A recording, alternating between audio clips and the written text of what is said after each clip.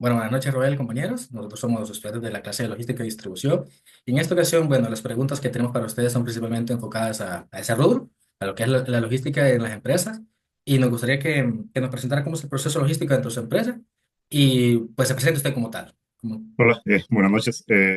Un gusto, así como lo mencionaste, José, mi nombre es Alex Alfaro. En este caso, pues trabajo en una empresa de café, lo cual pues nosotros exportamos café para lo que es Europa, Estados Unidos y Canadá. Y pues dentro del contexto, pues hacemos el proceso de recepción y pues en este caso contratamos a una maquiladora para hacer el proceso de maquilado.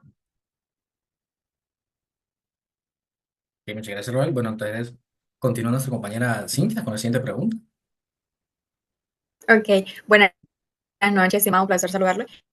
Mi nombre es Cintia y mi pregunta sería, ¿cuáles son los procesos logísticos que implementan para la gestión y la distribución del producto de la empresa? Bueno, principalmente el primer inicio pues es la recepción. Nosotros pues hacemos dos tipos de procesos. Dentro de uno es la recepción para dar proceso al producto, la otra es ya la recepción del producto terminado.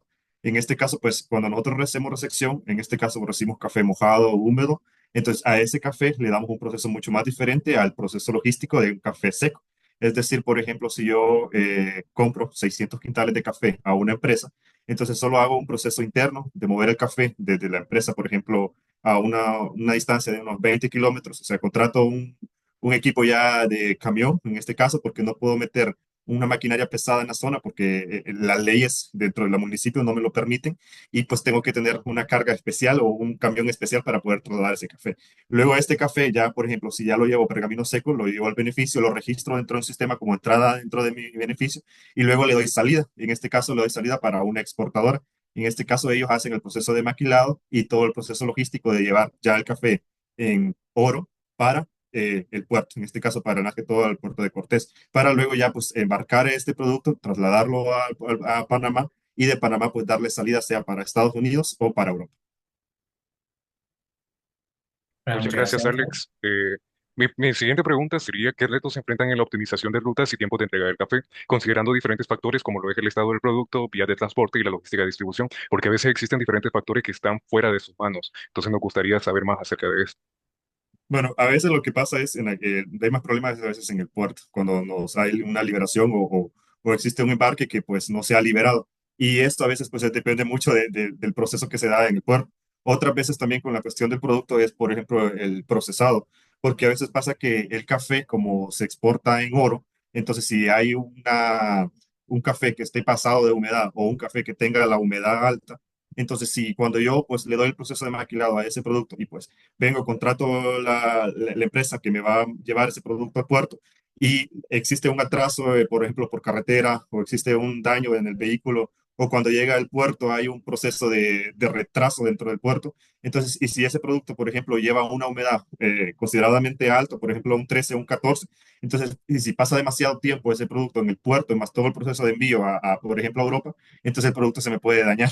Entonces, porque va a traer moho o va a revenir la humedad y el producto pues ya dañado no pasa a veces los controles de calidad en el puerto. Y a veces el comprador allá me dice, no podemos procesar ese producto porque el producto va dañado y tiene moho. Y entonces esa es una gran dificultad y un gran desafío porque hay que retribuir ese producto nuevamente hacia donde se distribuyó inicialmente.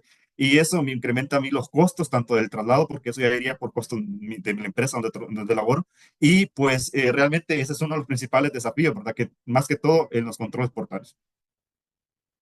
Bueno, muchas gracias, Roel. Bueno, voy a hacer una pregunta extra yo aquí en este caso, que tengo aquí, digamos, ¿cómo manejan, pues, bueno, siguiendo la pregunta anterior, cómo manejan los costos logísticos y de qué manera manejan los tiempos en los costos? Porque pues, sabemos que en logística lo que es el tiempo implica aumento de costos o reducción de costos, ¿verdad? Entonces, ¿cómo manejan los costos logísticos y los tiempos en estos casos? En este caso, por ejemplo, si nosotros vamos a exportar un lote de café, por ejemplo, de X empresa, o se va a hacer de otra empresa, entonces los costos lo asimila la empresa por ejemplo, que se le va a hacer la exportación. En este caso, por ejemplo, vaya, si tú, José, me dices a mí, fíjate que yo tengo un cliente en Alemania y quiere 600 quintales, o sea, mi producto, mi café, entonces yo le traigo tu café, lo proceso y lo envío a la maquila. Entonces, todo ese proceso de maquilado, todo ese proceso de traslado del puerto, de la maquiladora hacia el puerto y de embarque, va bajo tú. costo, o sea, bajo tu cobranza, porque tú lo que estás haciendo es adquiriendo un servicio de mi persona para darle proceso a ese café. Entonces, en este caso, por ejemplo, cuando yo recibo la cobranza de tu cliente, entonces yo te mando cuánto te cuesta a ti los costos por procesado de ese producto, desde que llega ese producto a la empresa hasta que se procesa para llevar hasta, por ejemplo, Alemania. Entonces, ahí hay una negociación dentro de tu parte con mi parte y podemos negociar, por ejemplo, $34 o $35 por quintal oro exportable. En este caso, ahí vienen todos los costos desde maquilado, desde traslado, desde el pago de la licencia, porque también te cobro el uso de mi licencia de exportación, porque eso va bajo tu costo. Entonces tú analizas si realmente la exportación de ese producto hacia Alemania te es viable o no es viable, dependiendo de lo que tú lo hayas negociado con tu comprador externo. Ok, muchas gracias, Roel. Bueno, siguiente pregunta queda nuestra compañera Paola. Sí. En relación con el proceso de compra, ¿cómo contribuye la tecnología en logística a mejorar este proceso, que es el proceso de compra? Bueno, realmente acelerar, porque realmente pues lo que hace no sé si tu enfoque va, la pregunta te va enfocada a la parte del procesado o la parte de recepción o entrega, ¿no? ¿Me puedes ahí, por favor, aclarar el Un, un poco de ambas, se podría hacer. Bueno, en este caso, pues lo que se hace es que, por ejemplo, si tú negocias conmigo, por ejemplo, un lote para Alemania, entonces tú tienes que tener tu producto, o sea, en este caso, tu café pergamino seco. Entonces, en este caso, mi costo, o sea, mi proceso de traer tu café hacia mi beneficio va por mí, ¿ok? Eso lo adquiero yo, ese costo. Y lo que hago es que, por ejemplo, la tecnología lo que me ayuda es a medir tiempos, porque los tiempos en exportación son bastante fundamentales porque si se atrasa algo, se pierde dinero. Entonces, y tú no vas a querer que tu cobranza se tarde. Entonces, por ejemplo, tú me dices, ok, vamos a negociar un café para el mes de enero, embarque febrero. Entonces, todo yo tengo que asimilar que tengo que tener la maquinaria disponible para tu lote de exportación, la parte de comunicación con la compañía que yo voy a contratar para mandar tu café al puerto y todo lo que es la parte de logística, porque si algo falla dentro del proceso de exportación, o sea, es plata, pues es dinero lo que se está jugando y no es poquito, porque estamos hablando de millones de lempiras.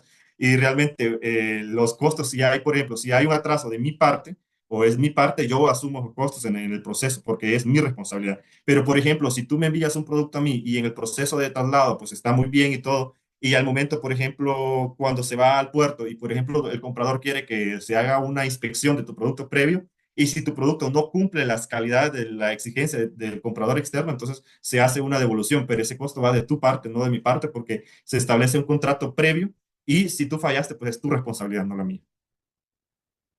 Muchas gracias, Roel. Bueno, y quedamos con la última pregunta de la compañera Claudette.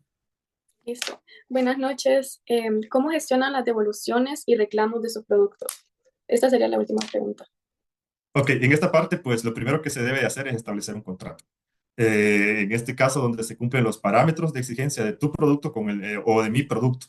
Entonces, por ejemplo, a veces pasa que, por ejemplo, lo que te mencionaba, si tu producto en mi primera instancia pasó el proceso de calidad y hubo un proceso bastante transparente, entonces realmente pues sigue para exportación. Pero, por ejemplo, a veces pasa que tú me puedes engañar porque, o tal vez algo dentro de mis procesos falló y realmente tu producto no era el producto que me mandaste originalmente. Entonces hubo una sustitución o hubo un fraude dentro de tu producto. Entonces, cuando, por ejemplo, si yo identifico el fraude dentro de mi proceso logístico, entonces yo te digo, ok, mira, yo invertí en costo de descargado de tu producto, yo invertí en mandar un camión, mandar gente, traer tu producto a mi local para darle el proceso de maquilado. Y recibió, y cuando ya vende tu producto y lo descargamos y hacemos el proceso, por ejemplo, de catación o medir el proceso de calidad y falla tu producto, entonces yo te digo, tienes dos opciones. O vienes a traer tu producto porque fallaste en el proceso de calidad y pues va bajo tus costos, no dentro de los míos. O me vendes ese producto a un precio mucho más barato y me lo sustituyes.